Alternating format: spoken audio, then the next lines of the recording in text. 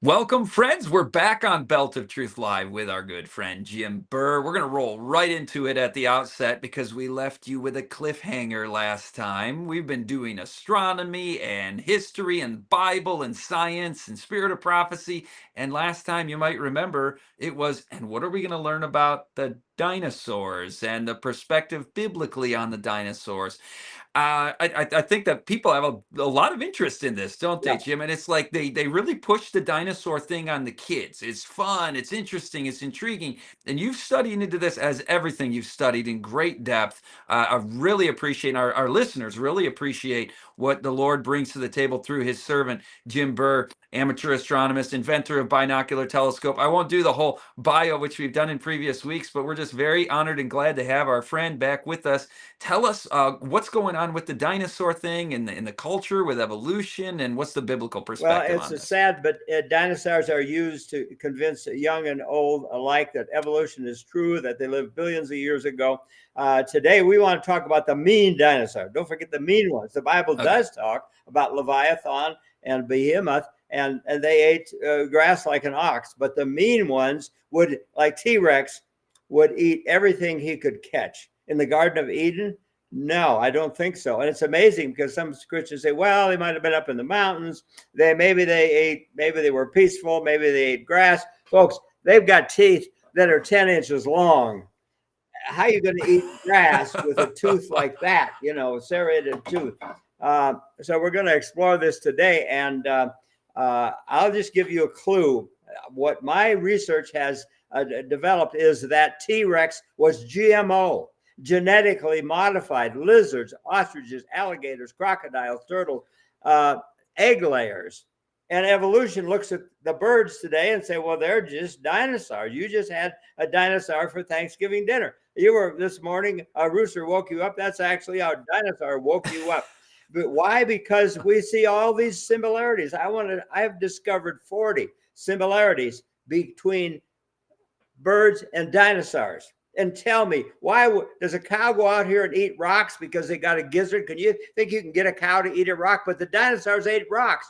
They got rocks in their gizzard to digest their food like chickens, So we're going to go into some of that. But in the Garden of Wow. Eden, no, I don't think so.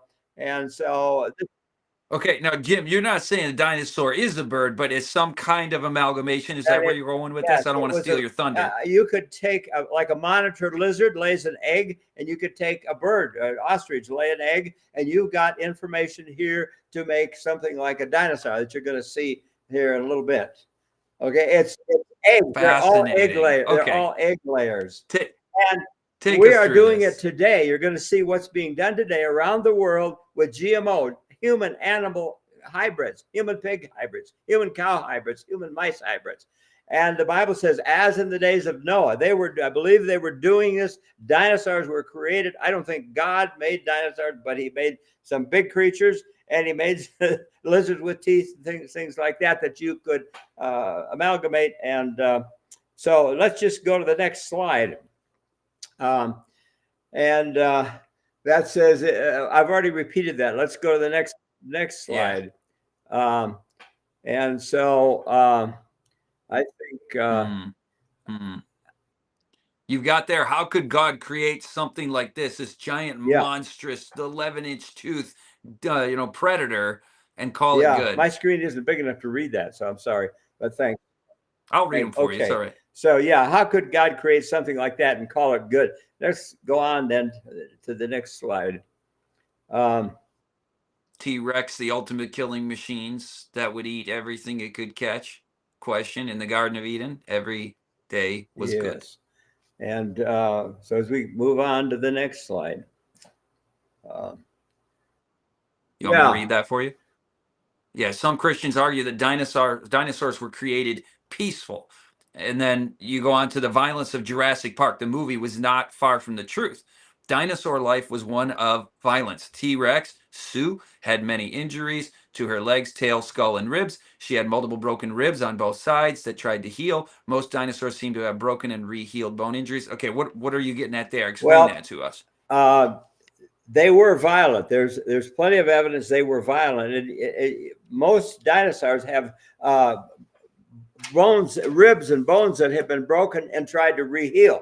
Now, they were like Sue, that biggest female T-Rex that we have seen had broken ribs on both sides of her body. And here you see when you have a rib that's broken and tries to reheal and it's not been set, you know, you got a big knot between the area where it was broken. So the evidence is most dinosaurs had broken bones on all sides of their body.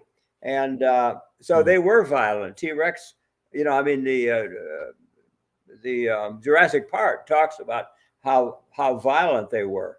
And so we'll just go on to the next slide. Dinosaurs did exist, therefore they must somehow fit into the biblical framework. And the next slide, and God said to Adam, have dominion over everything that moves upon the earth. And Genesis 1:28, a 20,000-pound T-Rex, how are you going to have dominion over that? The ballistics people tell us an AK-47 would not bring down T-Rex. Okay, they weigh 20,000 pounds. The biggest elephants don't even weigh 20,000 pounds. The biggest elephants will weigh in about 11,000 pounds. So they're much bigger than an elephant, and they got the mouth like an alligator. And God said, have dominion over them. So I said, you know, the ballistic people say an AK-47 will not bring it down. You're going to need to get a RPG, rocket-propelled grenade, to bring these guys down. If they were in the Garden of Eden, God needs orientation with Adam and Eve. Adam, you better don't leave home without your AK-47. Eve, you better hang close to him. I mean, these were mean, and they would eat everything they could catch in the Garden of Eden. But Jim, wasn't Adam like 15 feet tall? Yeah. That's not going to cut it, is it? Cut it. Now, the next slide we have is amazing because this is the Hell Creek Formation in Montana. And here is a huge, huge T-Rex. What you see in that picture is a femur, probably 600-pound femur, that bone. And so Dr. Jack,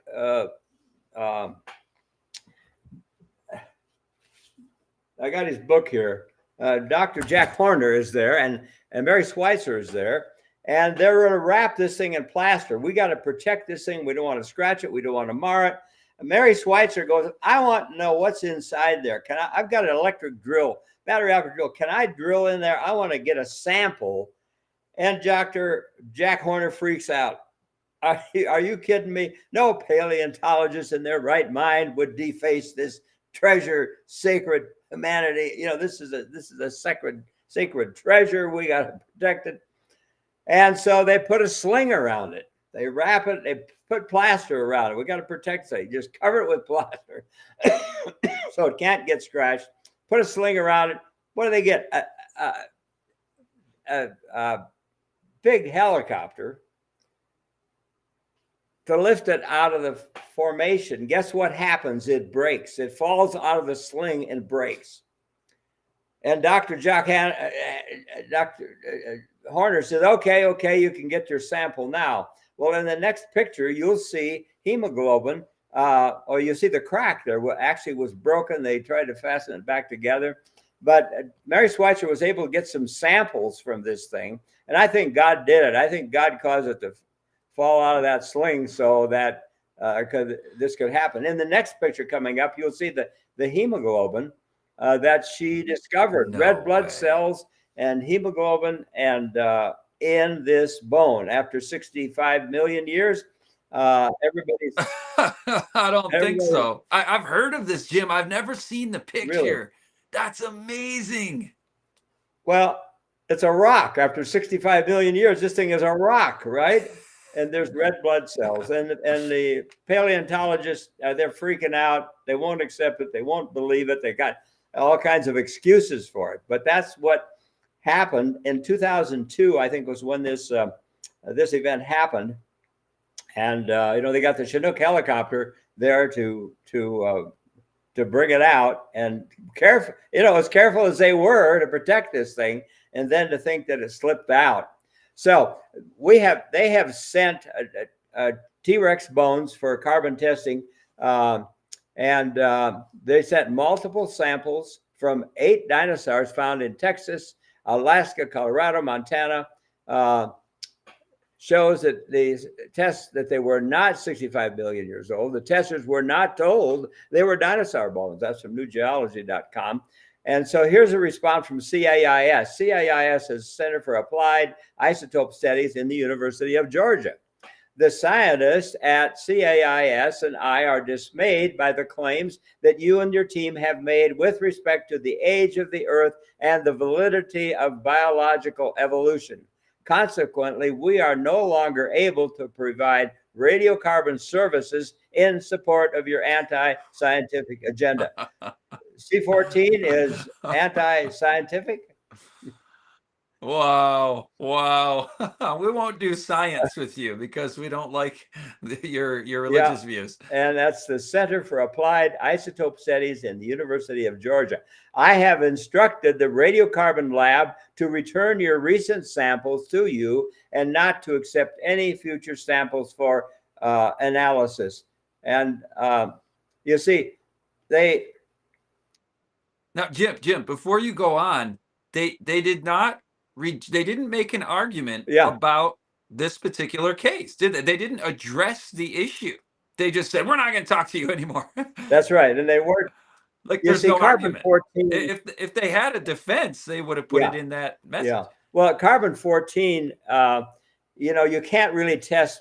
You can hardly test to 50,000 years accurately in carbon 14. It builds up in the atmosphere. And really a good way to explain this is as if take a barrel and drill a bunch of holes and put a garden hose in there. And there's a point at which the water will run out of those holes as fast as it goes in. That's 33,000 years where it builds up to equilibrium.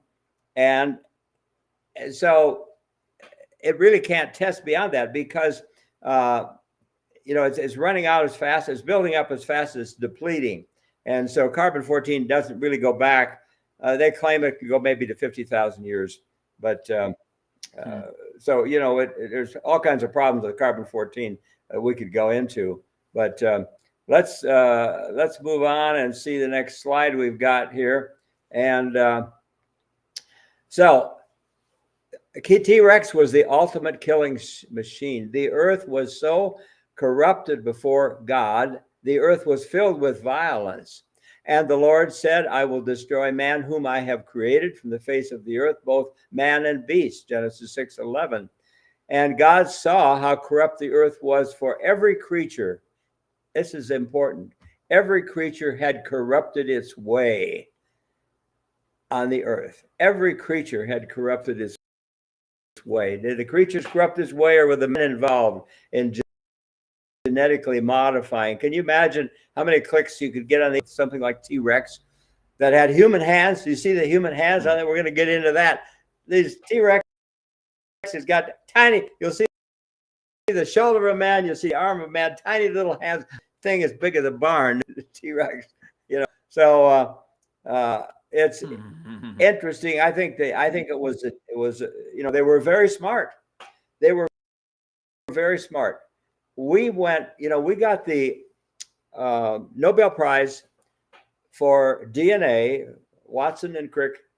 And 34 years later, we had cloned Dolly the sheep. We went from the Nobel Prize to cloning Dolly the sheep in 34 years. What could you do in 900 years with a better brain than we've got today? You see, they had this ability. There's scientific stuff we cannot explain. There's all kinds of stuff in the pyramids we can't explain. We can't explain how they can drill holes in granite 6 inches. They were supposed to be in the Stone Age. So they were very smart. They lived a long time, and we can see how that could happen. It's interesting, if you look at Daniel 12. Verse 4, it says, in the end of time, knowledge will be increased and men will run to and fro. It's interesting, from Adam to Paul Revere, the scientific, what had changed in travel and communication. He still talked It was the midnight cry of Paul Revere. He didn't have a megaphone or a cell phone, and he was riding on a horse. You see, for 6,000 years, it hadn't changed the mode of transportation, the way of communicating. And then we went from Kitty Hawk to the moon in 60 years. So Daniel 12 verse 4 says knowledge is going to be increased. So we see that knowledge increase now, and we're doing, as in the days of Noah, we're doing it again. And you're going to see, I think you'll be blown away actually when you see what they're doing right now, you know. And so Jack Fortune, they say this is the most savage killer ever to have walked the earth, with teeth that could have sliced through steel, with 7,000-pound jaws that could have crushed a car. So some Christians say, you know, God could have created them to eat grass with 60 teeth, 10 inches long. Look at the list of herbivores here that have teeth only on the front and the bottom. They have grinders in the back, but their front teeth are designed for eating grass. The deer, the elk, the bison, the sheep, the goats, the camels, the llamas, alpacas, and so forth. It goes on and on and on. Dinosaurs don't look like that, don't have that, you know. And so that argument doesn't really hold water. But the Bible does talk about Leviathan and Behemoth. It's in Job 40 verse 17. Its tail is like a cedar tree, and its thighs are thick. Behemoth could be what it's talking about. He eats grass like an ox in Job 40:17. Reptiles never stop growing, and in Job 41:01, it talks about Leviathan. Similarities. So coming up as a list, evolutionists give 40 reasons or evidences that birds evolved from dinosaurs or have a common ancestor. How do we creationists deal with that? The consensus is birds are living dinosaurs. And it's almost indisputable. Birds are dinosaurs. Okay, we could argue, I misunderstood you earlier. Explain that. You got to educate me on that. Okay, this is the curator of American Museum of Natural History. This is Mark Norell. Mark Norell, the curator of natural history, says it's almost indisputable that birds are dinosaurs. We could argue that we live in the age of dinosaurs. The similarities between birds and dinosaurs are undebatable today, is what they're saying. They're looking at the skeleton. There are 10 similarities between the skeletal structures of dinosaurs and birds. And here I have a list of the similarities. We have dinosaurs that have beaks like a parrot. They have legs and, you know, like an ostrich. We have duck-billed dinosaurs, like the duck. We have web feet dinosaurs. And there you see at number 5, you see the eggs. Dinosaurs lay eggs, believe it or not, these huge things, and they actually incubate their eggs like a chicken. And would you believe the dinosaurs have wishbones like chickens?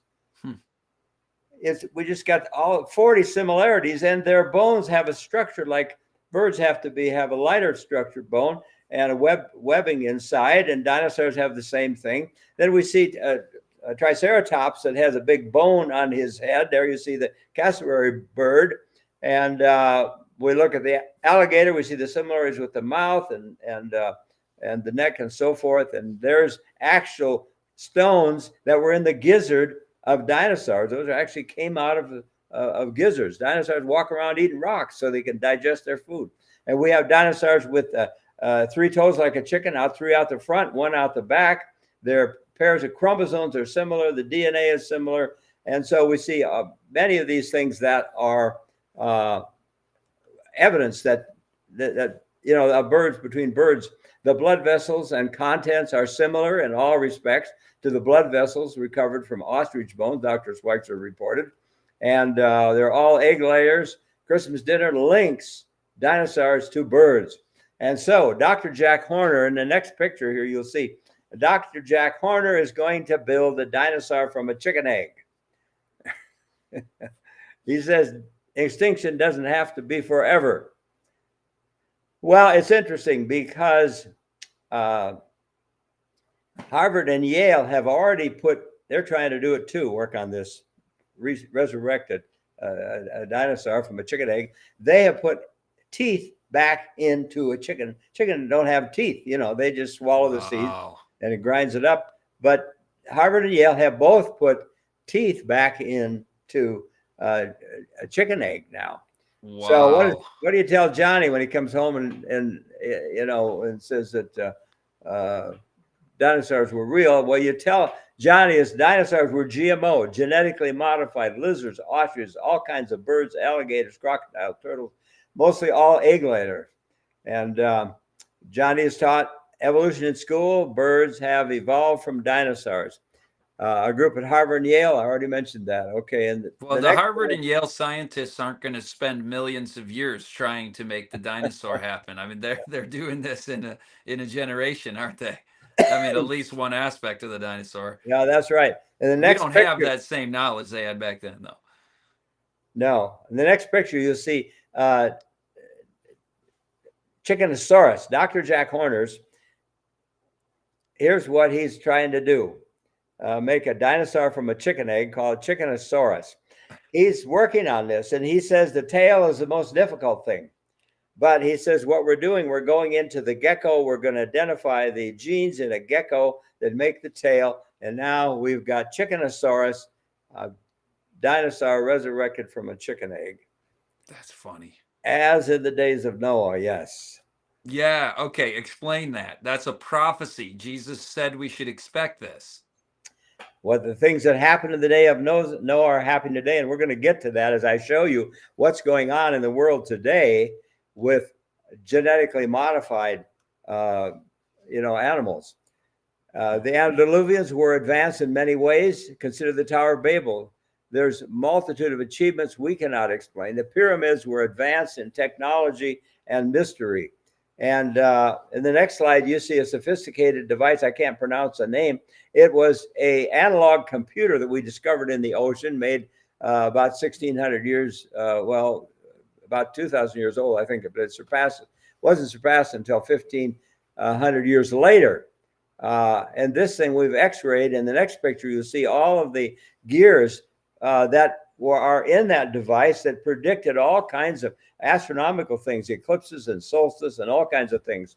And so we see advanced evolutionists say that we had the Stone Age, then the Bronze Age, then we had the Iron Age. According to evolution, the Iron Age started about 1200 BC.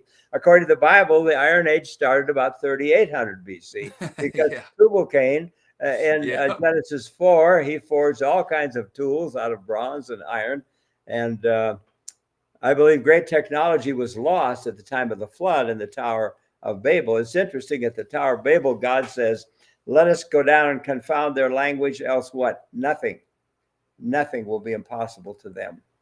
And even the application of the most modern technology has failed to unravel all the mysteries. Here you see the stones that are so tightly, look like machined or carved with diamond cutters or whatever. You can't even get a business card between the cracks in those stones. So we see advanced, technology there. There was electroplating, and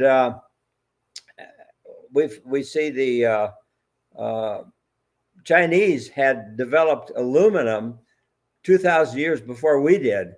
That's very difficult. It takes a lot of technology to take and deal and refine aluminum. The ancients were so advanced scientifically, they could do GMO engineering. The dinosaurs were GMO lizards, crocodiles, alligators, ostriches, birds, turtles, mostly egg layers. We'll now look at the evidence for that. We must, we have from the Nobel Prize of DNA to cloning doll the sheep. I already mentioned that. As in the days of Noah, it will be in the coming of the Son of Man. So will it be when the coming of the Son of Man is. And I've already mentioned the Tower of Babel, but we have human animal hybrids are now legal to grow in Japan. A Japanese government has granted its approval to the University of Tokyo to proceed with a controversial stem cell research project that aims to develop human animal Frankenstein hybrid creatures from embryo to life, as this was August 12, 2019. Human cells, and this slide, will be grown in rat and mouse embryos then Okay. brought to term in surrogate animals as part of an experiment set to be carried out by the University of Tokyo. It must be 14, it used to be 14 days. Now, the new law, they can bring them to full term. Scientists claim they can now use gene editing techniques to create smarter monkeys by making their brains more human like. This is from MIT Technology Review. So it's you know it's the current science. When DNA Jim, is taken, explain that picture to us. That animal hybrid. What is that? I'm sure that's a Photoshop of what they Okay. are planning to Okay. do. Yeah, All right. Well, I think I've got, call me a conspiracy theorist, but if they're announcing this in 2019 publicly, they've been doing it for longer yeah, periods before that.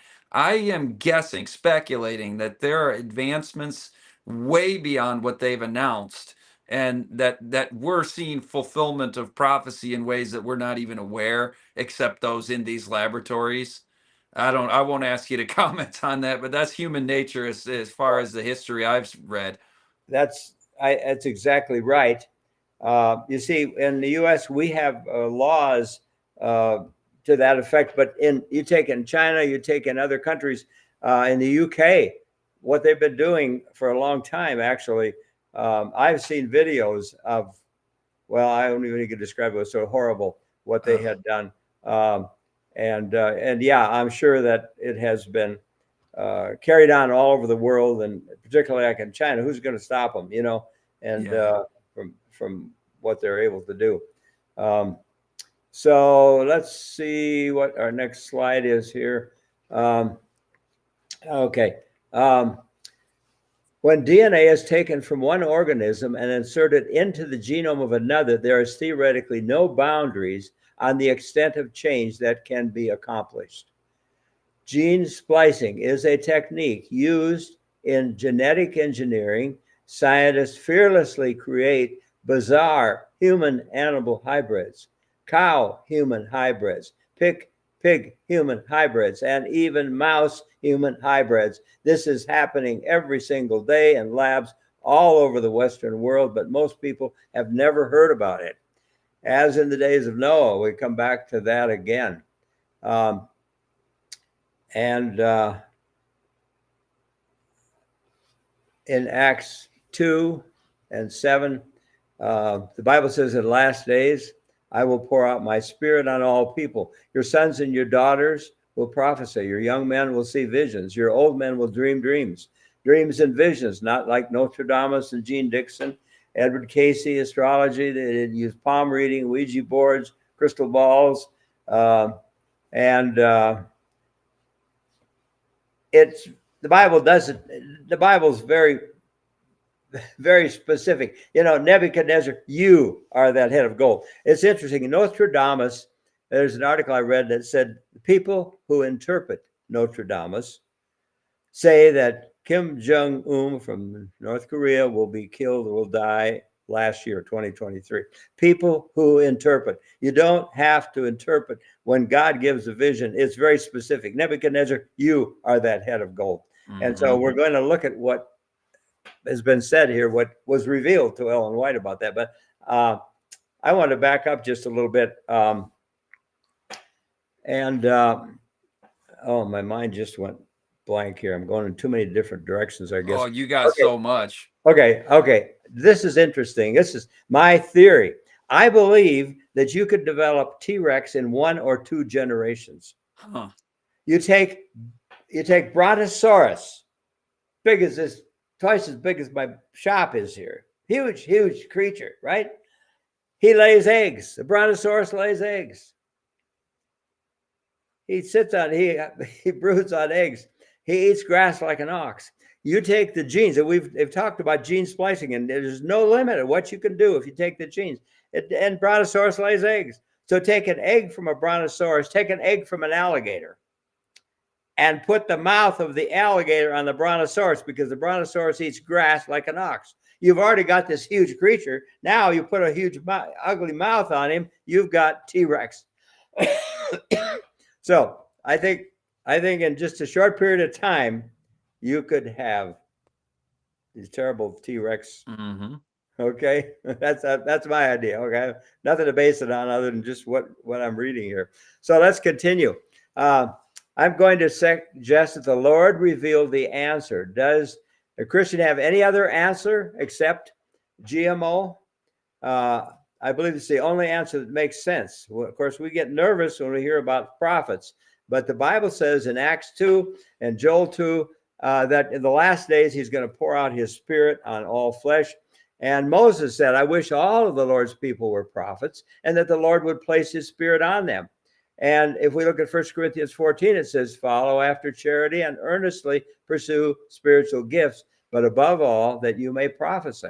Despise not prophesying in 1 Thessalonians 5:20. The Bible is clear dozens of times there will be prophets in the last days. Do we believe the Bible? The gifts of the Spirit all list prophecy. In 1 Corinthians 14, 12 times, no, it's actually 14 times, it mentions prophets or prophecy. And so we should not be surprised that God has sent some prophets, but of course we have to be careful because we're warned of false prophets and we have to test prophets. So a vision from God would be very specific, like Daniel said to Nebuchadnezzar, you are that king, head of gold, not like Nostradamus or Dean Jixon. The Lord does nothing, but he reveals his secrets to his servants, the prophets. Amos 3:70. Well, Ellen White had some vision on this. It shed some light here. And she says, we cannot believe that in the Garden of Eden, there was bloodthirsty beasts, ill-tempered, snarling, and vicious creatures. And because everything was good, how could God say it was good? Look at this, the picture here that these guys are trying to escape, and there's escape. There's arrows in T-Rex, and that is just like a mosquito bite to him, you know. So it's interesting when we look at T-Rex, and Ellen White has said, and this is in Spiritual Gifts, Volume 3, page 64, if there was one sin above another, which called for the destruction of the race by the flood, it was the base crime of amalgamation. We would say GMO because they didn't talk about genes there, genetically modified. We'd say the base crime of GMO, of man and beast, which deface the image of God and cause confusion everywhere. Are people confused today over dinosaurs? Now take a look at the hand, the shoulder, the elbow, the hand. That's a human hand on that T-Rex, right? The base crime of amalgamation of man and beast. And then she goes on. Every species of animal which God had created were preserved in the ark. The confused species which God did not create, so there were confused species on the planet that God did not create, which were the result of amalgamation. Okay, you know what amalgamation is, or hybridization, or we would say GMO, genetically modified. They were destroyed by the flood. This is in Spiritual Gifts, Volume 3, page 75. Amalgamation is combining two or more things to form a new thing. Leviticus 19 says, obey my laws, never crossbreed different kinds of animals. So does that mean, dog breeds? Like we shouldn't have, pedigrees and new dog breeds coming from previous ones? Well, no, this is, you try to go from a cat to a dog or. Exactly. Yeah. I thought that word kinds, if you go through the Yeah, Creation Museum, they give yeah, you a good education on that. yeah, yeah, right. And also in a manuscript 65, she says Satan engineered some of the amalgamations or GMO using his ingenious method. Every noxious herb is of his sowing. And by his ingenious method of amalgamation, he has corrupted the earth with terrors. And in Psalm 11, it says, the Lord tries the righteous, but the wicked, and him that loves violence, his soul hates. So you could see how people creating dinosaurs would love violence and pain and destruction. And I mean, you could go into and see that dinosaurs were armor plated. I mean, they are some of the most terrible creatures, that you could ever imagine.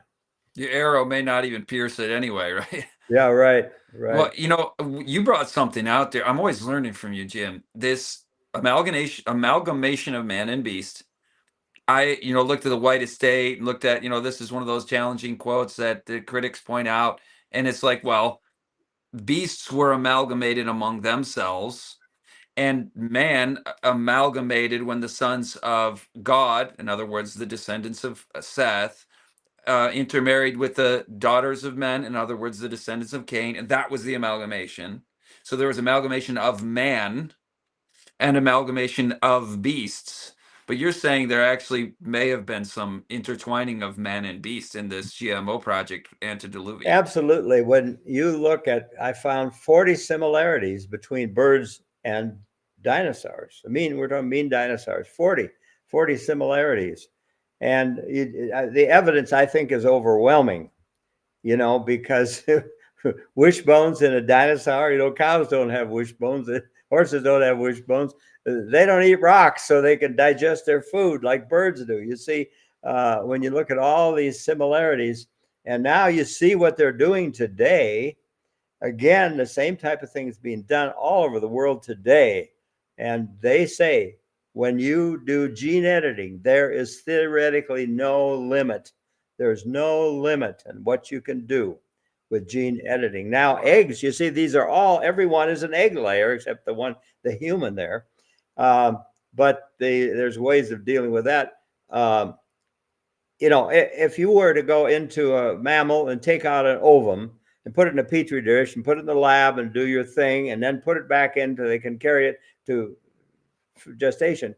That's the difficult thing. But an egg is going to hatch. These eggs are going to hatch. And in the lab, it's very easy to do gene editing from egg to egg. You see, to take what you want, take the genes out. They were so smart. I'm sure they had maybe even electron microscopes in those days. They had advanced so much. There's evidence they had airplanes. Oh, tell us about that. Or do you have a whole presentation on ancient history and ancient technologies that you want to do another I time? really don't have that much on it, but You got a few minutes. Hit us with the airplanes then. well, there's evidence if you go way back into ancient history in India. There's documentation that is written about airplanes that had a mercury motor that had the roar of a lion. Airplanes that had a mercury motor, the roar of a lion. There's evidence they even had nuclear bombs. We have found 20 areas around Earth where the sand is melted to glass. We have human bones that have 50 times the radiation that your or anybody's bones in the ground have.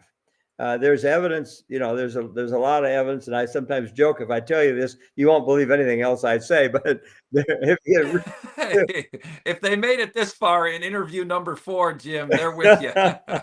But there is evidence that they had great technological advancement, and I think we see it here in dinosaurs. And I'm totally 100% convinced that T-Rex, these mean dinosaurs, were not created and not in the Garden of Eden. I totally believe what Ellen White said. There's so much evidence, as we did last time. You saw that she saw, she was given visions of stuff that works, and those plants are still doing amazing stuff, following what she said. I'm experimenting on another set yesterday.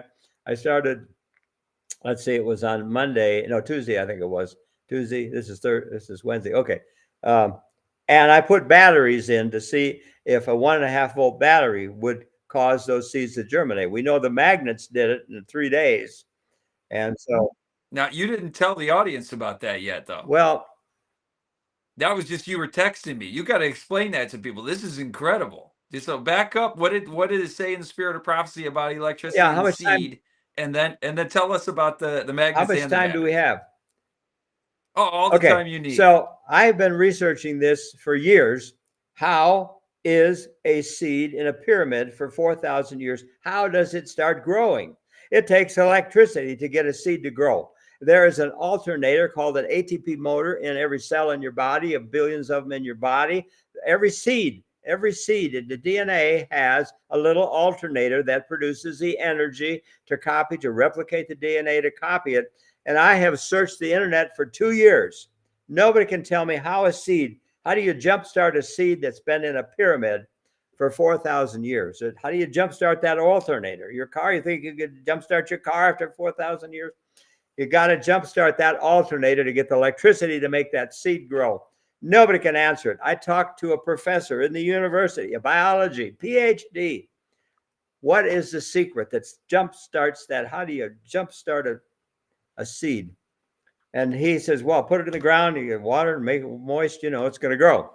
Well, it's really interesting because Ellen White, who wasn't a biologist, didn't have any kind of a degree in Chrysopic lessons, page 63, talks about the seed.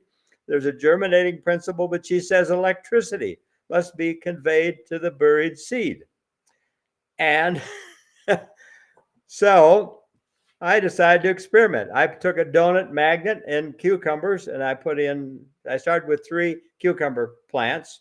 And I buried like 6 seeds in each one, and I put a big donut magnet around one, and they pop up in 3 days. The bag says it takes 6 to 14 days to germinate. I got seeds popping out in 3 days. And in 1 week, I mean, they're huge, tall. The other ones didn't, the first experiment, they didn't pop up. It took them forever to pop up. The last one I ran, again, in 3 days, they are now 3 inches tall. And they all germinated. All 6 of the seeds are germinated. 100% germination. And they're tall. And the other one, if you want to, I'll go get it. If you want to see it, it'd take me about 2 seconds. I got 2 look like they're going to make it. And all 6. Okay, you're going to see the option A and the option B here. Using the magnet to convey the electricity to increase the germination rate and the growth rate of these plants. And then he's going to tell you about what he did with batteries. This is new to me. He was texting me all these pictures. I'm like, oh, you got to show people this. And this is new info about the batteries. But first, the donut magnet. This is a week. I was a week on Monday.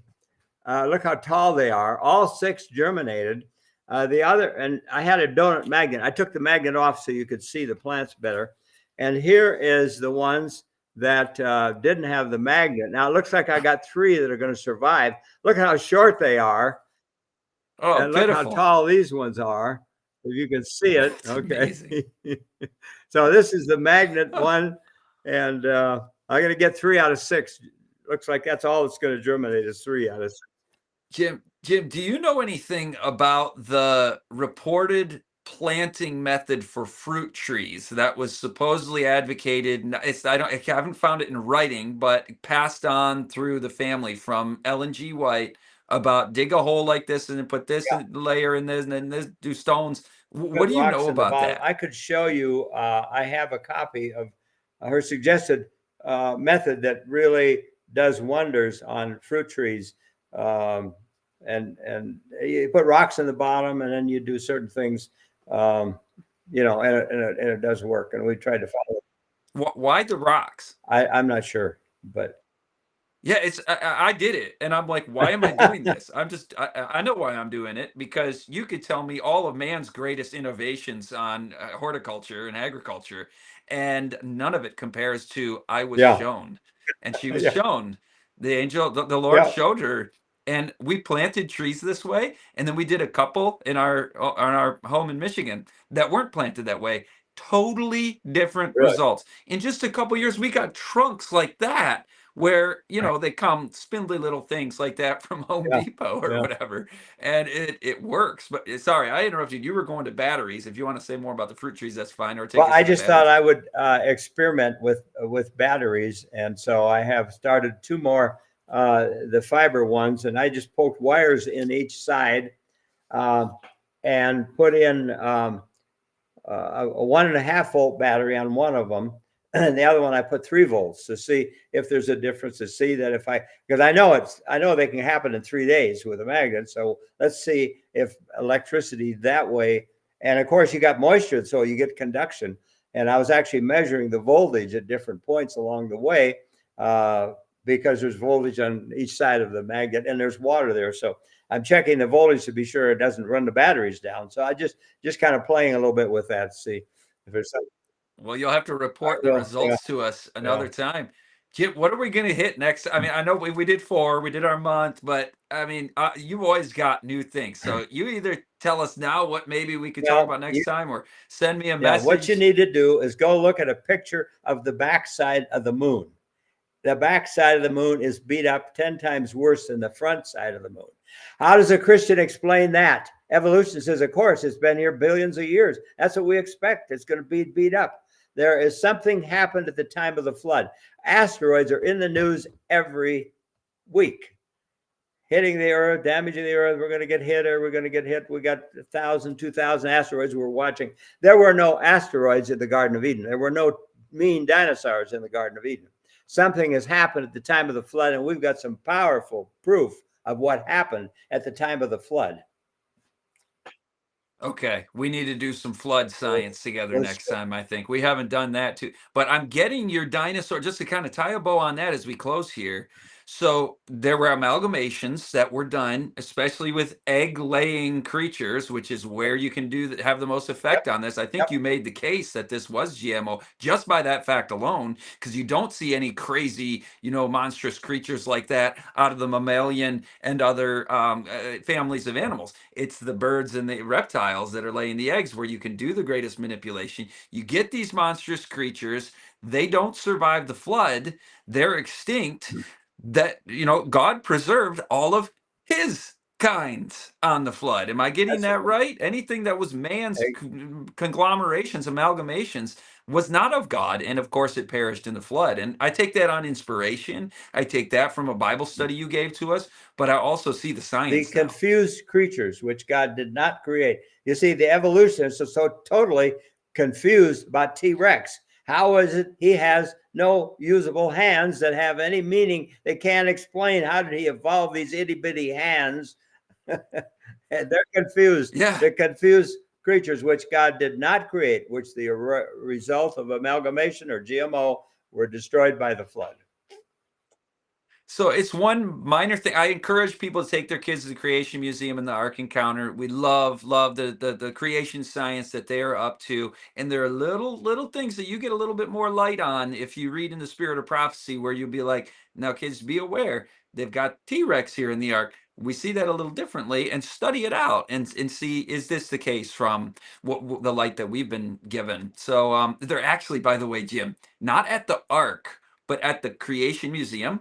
There's one of these big, dioramas with all the little, miniature, it's like a model arc. Yeah. You've seen it. Did you notice that up the ramp go all the regular creatures, but in the foreground, not going on the ark, is T-Rex? And I thought, did they know what you and I know about that? It was just kind of an interesting anomaly compared to, we think he had these teeth to eat watermelons and, that kind of stuff that they feel they have to do. I saw on that exhibit, T-Rex was not getting on the ark. It's interesting, yes. And by the way, this is the first time I have done T-Rex and any Adventist. I've been on all these Adventist networks. We've never done. You're the first with this story I've done today. Oh, that's an honor, Jim. I consider you a friend. I remember sitting in your living room. This is about 8 or 9 years ago, up in your old place in near Denver, up in the mountains there. Yeah, well, I forgot the name of the Evergreen, town. yeah. Yeah, Evergreen. And you were showing me this ancient history. I wanted to ask you about these these ancient airplanes and stuff. So thanks for bringing that in. That shows. I think it just really validates the perspective that we have, that these were not Neanderthals, these were not cavemen, these were not people with no intelligence. They were highly intelligent. They had science beyond what we have. And I think God's going to interpose very soon, with Jesus soon coming, so that we don't repeat the same things that they did, and we won't be able to get very far in these Frankenstein experiments that are going on in secretive and open laboratories. And thank you for blowing the whistle on that. I think being aware of these prophetic indicators gives us a sense of urgency to prepare for the soon coming of the Lord, and to have confidence in his word, as you always show in your presentations, that true science, rightly done, not science so falsely so called, but true science, it harmonizes perfectly with God's word. Yeah, I agree. Well said. Well, friends, thanks for joining us again. And thanks again to our friend Jim Burr. I know you've all been enjoying these episodes as we've explored these important themes.